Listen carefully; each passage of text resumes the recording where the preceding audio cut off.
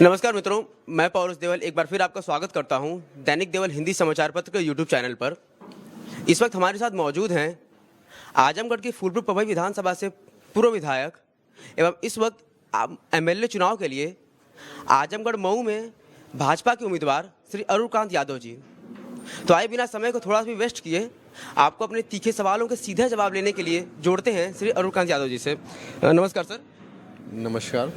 Sir, पहला सवाल तो मेरा ये आपसे है कि वर्तमान विधायक होते हुए भी भाजपा ने जो आपको टिकट नहीं दिया था, पर इस बार एमएलए के टिकट पे आप फिर भाजपा के उम्मीदवार हैं, तो इसको आप अपना राजनीतिक विस्तार देखते हैं क्योंकि ये सीट आजमगढ़ और मऊ को मिला करके है?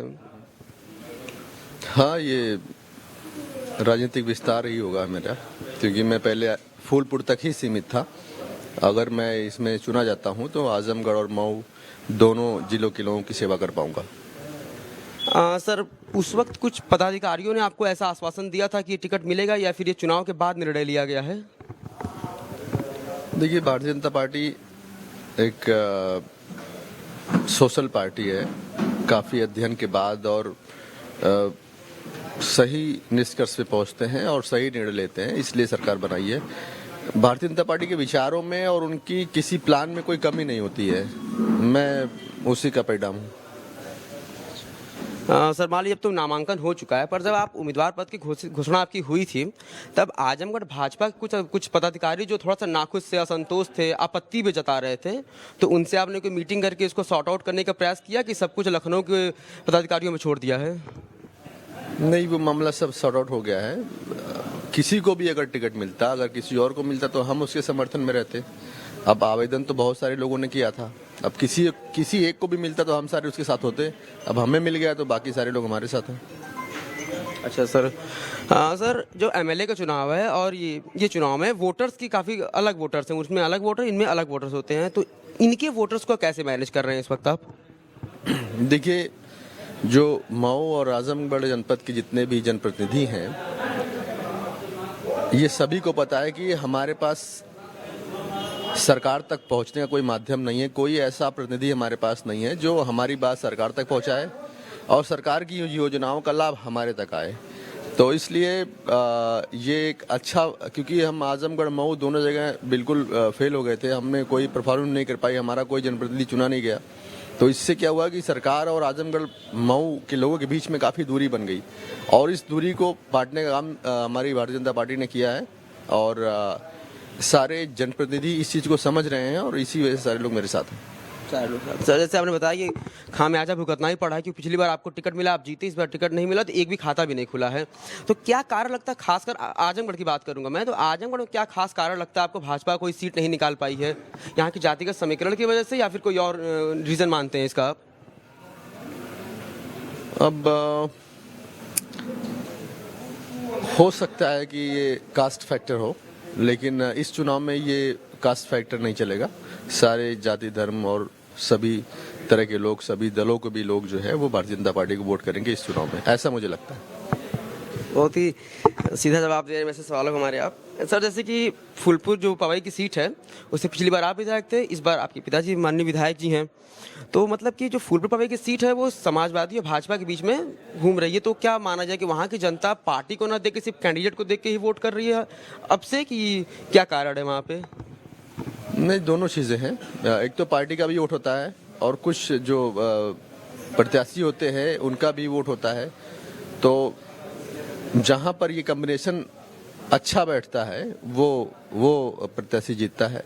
मतलब उनकी पार्टी का भी वोट अच्छा होना चाहिए प्लस उनका व्यक्तिगत भी होना चाहिए, क्योंकि तब जाकर के वो डबल वोट होता है। उसी वजह से लोगों को सफलताएं मिलती हैं और जो इस तरह के लीडर हैं ज़्यादातर वही सक्सेस है राजनीति में और वही लोग चुनाव जीते भी हैं। अच्छा सर, माननीय रमाकांत जी समाजवादी पार्टी से हैं, आपके पूज्य पिताजी हैं, तो कभी घर में ऐसी बातचीत नहीं होती है कि आप हमारी पार्टी में आ जाइए, आप हमारी पार्टी में आ जाइए, हम बेहतर करेंगे, ऐसा कोई माहौल रहता है कि नहीं कभी घर पे? नहीं, जरूर रहता है। कई बार वो कहते हैं कि आपको सपा में आ जाना चाहिए, मैं भी बोलता हूँ आप बीजेपी में आ जाइए, और पर अभी तक ना मैं सपा में जा सका ना वो बीजेपी में आ पाए, लेकिन मैं कोशिश करूँगा कि वो बीजेपी में आ जाए और भारतीय जनता पार्टी को मजबूती मिलेगी इससे। अच्छा, आप ऐसा करें, आप कोशिश करेंगे। तो सर आप जैसे दोनों ही पार्टी का माहौल को देखते हुए हैं, बिल्कुल आप काफ़ी एक्टिव रहते हैं, तो क्या वैचारिक अंतर देखते हैं आप दोनों पार्टियों में? देखिए, समाजवाद अच्छी विचारधारा तो है, लेकिन समाजवादी पार्टी के जो मुखिया हैं उन्हें पता नहीं है कि समाजवाद है क्या। आप समझ रहे हैं? मैं इसका आपको एक सबूत देता हूं, एक प्रमाण देना चाह रहा हूं। जब मैं समाजवादी पार्टी से विधायक था तो उस समय हमारे पिताजी ने भारतीय जनता पार्टी ज्वाइन कर ली थी और मैं उस समय जो है प्रेजेंट एमएलए था एसपी से, और उन्होंने उसके बावजूद मेरा टिकट काट दिया और मुझे टिकट नहीं दिया। जबकि सेम सिचुएशन, मैं बीजेपी से विधायक था, ठीक है, मेरे पिताजी चले गए एसपी में, लेकिन उसके बाद भी बीजेपी ने मुझे टिकट दिया। इसलिए मुझे लगता है कि बीजेपी ज़्यादा सेकुलर है सपा के मुकाबले, और ज़्यादा इनमें सोशलिज्म है, ज़्यादा समाजवाद इनके अंदर है। समाजवादी पार्टी ने सिर्फ नाम लिख रखा है समाजवादी पार्टी, पर उन्हें कुछ आता नहीं समाजवाद के बारे में। सर जैसे कि अब आप चुनाव लड़ने जा रहे हो, काफ़ी पॉपुलर फेस हैं, आपको युवा नेता के तौर पे आजमगढ़ में देखा जाता है, पर जब सर आपने राजनीतिक करियर स्टार्ट किया होगा तब आप माननीय रमाकांत जी के पुत्र के तौर पे ही राजनीति में उतरे रहे होंगे। तो क्या ये कारण था आपने समाजवादी पार्टी को छोड़ के भाजपा ज्वाइन किया ताकि अपनी पहचान बना सकें, जो कि आपने इस वक्त बना भी ली है आजमगढ़ में, खासकर बात करूँ मैं? क्या ये मुख्य कारण था कि कुछ और आपके अपने कारण थे? नहीं, फिर से एक बार सवाल पूछिए आप। सर मेरा सवाल ये है कि आप अपने पिताजी की छत्र छाया से बाहर निकल करके राजनीति अपनी करना चाह रहे थे, इसलिए आपने भारतीय जनता पार्टी को चुना, या फिर क्या कारण, या ये सफर कैसा रहा आपका अपने पिताजी के राजनीतिक करियर से दूर हट के अपना एक राजनीतिक करियर स्टैब्लिश करना, अपनी एक अलग पहचान बना लेना? देखिए, सबसे पहले तो आप ये समझिए कि जो जिस तरह की पॉलिटिक्स लोग करते हैं या जिस तरह की राजनीतिक विचारधारा रखते हैं, मैं उससे बिल्कुल भिन्न हूँ। और मेरा ये उद्देश्य नहीं है कि मैं 10 बार सांसद विधायक बनूं, ऐसा कोई मेरा इच्छा नहीं है। मेरा ये कि मेरी उम्र का ये पीक टाइम है, मतलब कुछ करने का ये सबसे महत्वपूर्ण समय है मेरी ज़िंदगी का। और अगर मेरे पास इस तरह के पद होंगे तो जो मेरी ज़िंदगी का अनुभव है, जो मैं समाज के लिए, देश के लिए कर सकता हूँ, वो मैं करने की कोशिश करूँ। बस यही मेरा प्रयास है, बाकी इससे ज़्यादा कुछ नहीं। सर आप भी मानते हैं कि अगर पॉलिटिक्स में रहते हैं तो समाज का बेहतर विकास कर सकते हैं? हाँ, बिल्कुल सही बात है। हमने पिछली बार काफ़ी कुछ किया था और बहुत सारा प्लान हमने किया था जो इस बार होना था, लेकिन हम किसी कारणवश हमें विधानसभा का टिकट नहीं मिला। लेकिन वो सारी योजनाएं हमारी अभी जो पेंडिंग में पड़ी हुई हैं, इस बार हम उस सबको पूरा करेंगे। सर मैं बस अपना एक आखिरी सवाल, थोड़ा पर्सनल सवाल पूछना चाहूँगा, आप जवाब देना चाहें तो दे सकते, बिल्कुल दीजिएगा। सर जैसे आपके माननीय पिताजी रमाकांत जी हैं, पूर्वांचल में या फिर उत्तर प्रदेश में आजमगढ़ में देखा जाए तो उनकी छवि लोग मीडिया में ऐसा प्रेजेंट करते हैं कि बाहुबली की है, शेरे पूर्वांचल की है। आप एक पुत्र होने के नाते आप जब ये सब सुनते हैं तो आपको कैसा महसूस होता है, क्या फील करते हैं आप? बाहुबली का मतलब जैसा लोग बताते हैं कि बाहुबली किसको बोला जाता है, जिसके साथ ज़्यादा लोग होते हैं उसको बाहुबली बोलते हैं। मेरे समझ से तो यही है, तो इसमें क्या बुराई है? ऐसे कुछ लोग नेगेटिव इमेज जो बाहुबली की प्रेजेंट करने की कोशिश करते हैं, उसके बारे में पूछना चाह रहा हूँ। बाहुबली का मतलब वो वैचारिक समर्थन तो होता ही है, साथ में शारीरिक समर्थन भी होता है। आप समझिए मेरी बात। जैसे मेरे साथ ज़्यादा लोग हैं, अगर वो सिर्फ विचारों से मेरा समर्थन कर रहे हैं तो वो अलग बात होगी। अगर विचारों के साथ साथ वो शरीर से भी मेरा समर्थन कर रहे हैं, मतलब मेरे लिए वो श्रम भी कर रहे हैं, मेरे लिए अपना शरीर भी चला रहे हैं, तो वो चीज़ें उससे परफेक्ट बैठती हैं। मतलब उसी को बाहुबली कहा जाएगा, जिसके साथ लोग विचारों के साथ साथ शरीर से भी हैं। हाँ। तो मैन पावर से, ताकत से।